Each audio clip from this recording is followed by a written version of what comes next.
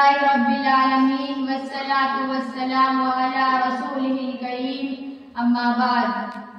قال الله تعالى: أعوذ بالله من الشيطان الرجيم. بسم الله الرحمن الرحيم. سبحان الذي أسرى بعبده ليلا من المسجد الحرام إلى المسجد الأقصى الذي باركنا حوله لنريه من آياتنا إنه هو السميع البصير. جناب صدر ذی وقار، حکم صاحبان، اساتذہ اکرام اور میری پیاری بہنوں، آج کے اس مقابلے خطابت میں میری تقریر کا عنوان ہے مظلوم فلسطین. حضرات، تھوڑی ترمیم کے ساتھ میں فلسطین سے کہتی ہوں: فلسطین تو خون مسلماں کا امین ہے، فلسطین تو خون مسلماں کا امین ہے، مانند حرم پاک ہے تو میری نظر میں، پوشیدہ تیری خاک میں سجدوں کے نشان ہیں، پوشیدہ تیری خاک میں سجدوں کے نشان ہیں، خاموش اذانیں ہیں تیری عبادت سحر میں، پھر تیرے حسینوں کو ضرورت ہے حنا کی، پھر تیرے حسینوں کو ضرورت ہے حنا کی، باقی ہے ابھی رنگ میرے خون جگر میں.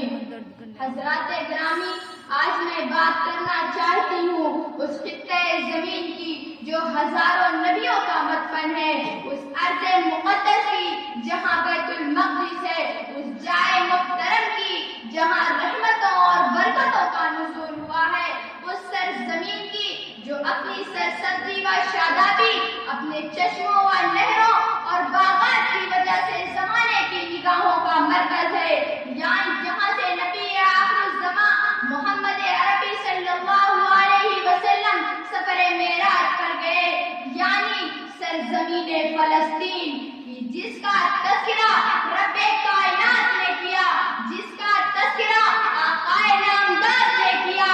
ایک حدیث میں ہے کہ اللہ تعالیٰ نے عرش سے دریائے فرات تک مبارک زمین بنائی اور اس نے فلسطین کی زمین کو تقدس خاص عطا فرمایا. محترم سامعین، فلسطین سے ہمارا رشتہ ایمانی و روحانی، قومی و اخلاقی ہے. فلسطین کی تاریخ 5000 سال پرانی ہے. حضرت عمر رضی اللہ تعالیٰ عنہ کی سرکردگی میں فلسطین اسلام کی پناہ میں آیا. پھر مسلمانوں کی غفلت اور عیش پرستی کی وجہ سے اس پر عیسائیوں کا قبضہ ہو گیا، مگر سلطان صلاح الدین ایوبی نے اسلامی غیرت و حمیت سے کام لیا اور 90 سال کے بعد قبلہ اول اور فلسطین کو اسلام کی پناہ میں واپس کیا. پھر فلسطین کی تاریخ میں 14 مئی 1948 کا دن تاریخ ترین اور بدترین دن تھا، جس دن ناجائز اسرائیل کے آزاد حکومت کے قیام کا اعلان کر دیا گیا اور فلسطینیوں کو وہاں سے زبردستی بھگایا گیا. اس کا جواب اقبال مرحوم نے یوں دیا: ہے خاک فلسطین پہ یہودی کا اگر حق، ہے خاک فلسطین پہ یہودی کا اگر حق، ہسپانیہ پر حق نہیں کیوں اہل ارض کا. جناب محترم، حقیقت یہ ہے کہ آج فلسطین عالم اسلام کی سیاسی بے بسی، ادارے اعلیٰ کی پامالی، خون مسلم کی ارزانی کا جیتا جاگتا ثبوت ہے. ظالم و غاصب اسرائیل کے ہاتھوں فلسطینیوں کا خون پانی کی طرح بہایا جا رہا ہے. نوجوانوں کو قید، بوڑھوں، بچوں، عورتوں، مریضوں کو شہید کیا جا رہا ہے.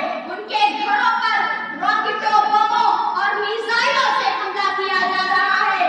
بستیاں اجڑ چکی ہیں، مکانات کھنڈروں میں تبدیل ہو گئے ہیں. اہل فلسطین بھوکے پیاسے بلا علاج کے مر رہے ہیں اور دنیا سارا تماشا اور اسرائیل کا ننگا ناچ دیکھ رہی ہے.